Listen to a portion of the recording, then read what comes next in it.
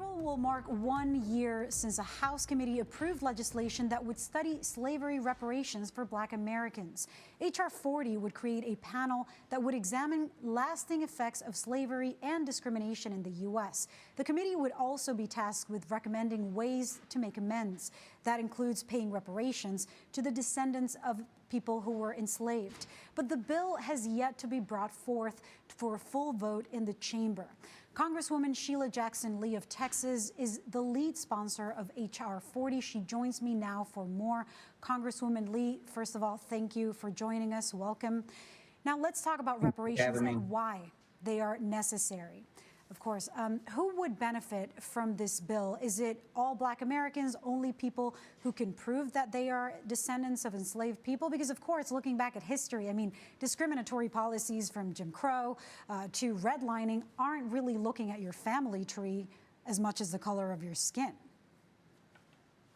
Well, first of all, thank you for having me. And your questions are extremely important because it gives me an opportunity to clarify what H.R. 40 is. H.R. 40 is the commission to study slavery that has not been done and to develop reparation proposals. It does not give answers before the commission is set up. And that's why I think it's so very important for the American people to understand that this commission brings about restoration and healing. All those questions will have to be assessed as we go through the study process, the process that will assess why there are such extreme disparities in the African-American communities in healthcare, in science, in psychology, in education, in wealth. The wealth gap is enormous between white Americans and African Americans. The questions of any amount or any assessment really is premature. The question has to be, what has the issue of 246 years of slavery done to the African American community? What has it done as it relates to their impact through the transatlantic slave trade, through the Caribbean, through the continent of Africa? All of that has to be studied for us to make intelligent decisions. And what I'd like to convince the American public is that America will be better for one, seeking healing and restoration and repair. The world will be much impressed that America stops for a moment the champion of human rights, as evidenced by our fight against China's treatment of the persons in their nation, the Muslims in their nations, the Uyghurs. They will be much impressed that we are concerned about repairing.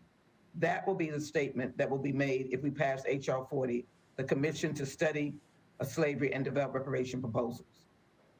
You know, H.R. 40 establishes this panel to make recommendations, and yet it's been 10 months since the House committee voted to advance H.R. 40. I mean, it's really kind of a first step. It's not even what those measures will be determined will look like. Why has there been such a delay in getting a full vote in the House?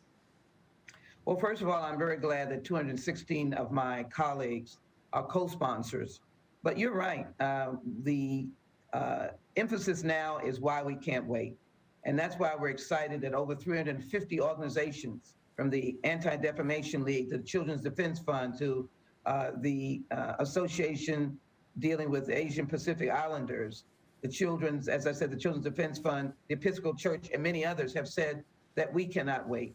And so it is important to note that we're not waiting, and we're engaged in negotiations to move this bill forward.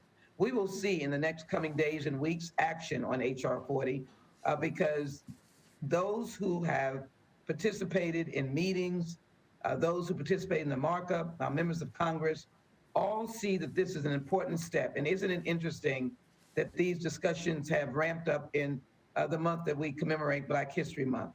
But we will see action because it is now is the time. And that action will give us a very prominently based commission of members who will have the opportunity to hold hearings across the nation, hearing supporters and those who have a different perspective.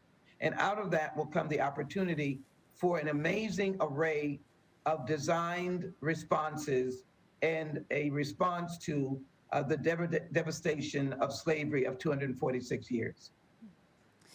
Now, tell me about the lobbying for this bill. I mean, where are you finding success, and how confident are you that it could be brought to a vote sometime this year and eventually pass? I mean, what are the conversations that you've been having, and where do you find that people will, I guess, listen and support what you're proposing? I think the best conversation we're having is about restoration and repair. To look at, we're the only population in the United States that were slaves. And slavery, of course, was abolished in the United States by the 13th Amendment. We still fight slavery around the world. But the fact that there were people who, African Americans, those who came as slaves and remained as slaves, they were born, they lived, and they died as slaves. And so it is evident that we are unique in this country. And it's even more evident as we've seen the ugly head of racism raise its head over the last year or a couple of years because of the leadership, unfortunately, of the last president, who has created a divide, wanted to bring tension, evidenced by January 6th, where Black officers were called names by the so-called patriots, but who are insurrectionists and terrorists. And I think people are tired of that. They're tired of the bomb threats that are being called against HBCUs. They're tired against the anti-Semitism that's happening around the nation. They want healing, and HR 40 is a form of healing and answering questions and determining why there's such an enormous wealth gap, why racism still exists, why the Voting Rights Act couldn't be passed, why we're still working to get the George Floyd police reform bill. All this ties in to disparities in how African Americans are treated.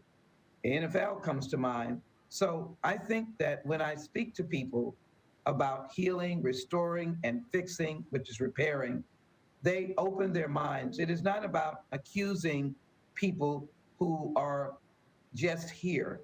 It is historically looking at the record why we're in the condition we're in today, looking at the record why the wealth gap is $13,000 for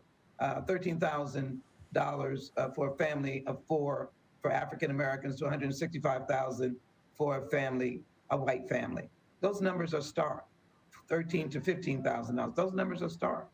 And so what we can do with this commission is make great change through information and facts.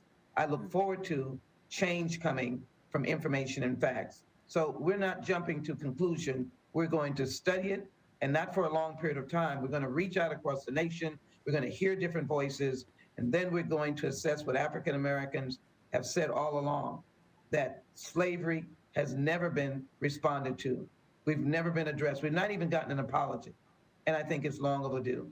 That's why we're saying why we can't wait, and 350 organizations are urging action on HR 40 now. You know, as you mentioned, there seems to be just an emergence of actual, violence and threats. There's so much division. And I mean, we're living at a time where there's even opposition to teaching the history of racist oppression in our schools. When you hear from people who say things like, nobody who's alive today is responsible for slavery, or who denied systemic racism, I mean, even within Congress, how do you educate them? Like, how do you, convey this message of the urgency of, instead of removing it from the books and from education, to actually educating America on it? Well, first, I try as gently as possible to tell them that they are totally misinterpreting what critical race theory is, which is not being taught to Johnny or Mary in kindergarten or second grade or fourth grade or middle school or even high school. Obviously, critical race theory by its very name is an academic approach to analyzing racism in colleges and higher degrees and people in graduate school. I don't think that anyone should shun learning of everyone's history, whether you're a Native American or whether you've come from a country through Europe or South and Central America or Africa or any other place. The history of this very diverse nation is so very important, and African American history is very important. And the names like W. Du Bois and George Washington Carver are very important, and Rosa Parks and Martin Luther King are very important. But the way I speak to people who want to suggest that they had nothing to do with slavery, I will say to them, but you are direct beneficiaries of the work of slaves. Slavery made this nation the nation that it is today in terms of wealth. We built, when I say that, my ancestors, descendants of freed slaves who live today are individuals who, in fact, help to create the wealth through the transatlantic slave trade. We built the banks of the East Coast. We made cotton king, and that money has translated through. In addition, when African Americans who were slaves were freed by the 13th Amendment, there was an attempt to provide them 40 acres and a mule. That was realistic. But because of the election of a president after the assassination of a President Lincoln, it did not follow through. And so there was never even a response to the idea of living in slavery with no workman's comp, no salary, no insurance, no health care for 246 years. The country benefited by that labor, and the labor built this nation. Slaves built the White House. Slaves built the United States Capitol. There's much that the nation benefited from. So whether or not individuals held slaves, they were the beneficiary of slavery. How sad. It is America's original sin, and absolutely it must be responded to. And I'm very grateful that these extensive organizations, widespread religious groups, rabbinical groups in particular, corporate groups, nonprofits have come together to say that now is the time to heal America from its original sin, to understand what slavery did to this country, in the country being able to be built on that work and grow that wealth, and how we address that very question is so keen and so important. And there may be different ways that it is done, but I can assure you it will be an important statement. Right, and in the name, it's honoring that unfulfilled promise, 40 acres and a mule, H.R. 40. Congresswoman Sheila Jackson Lee, thank you for joining us tonight. Thank you so very much for having me.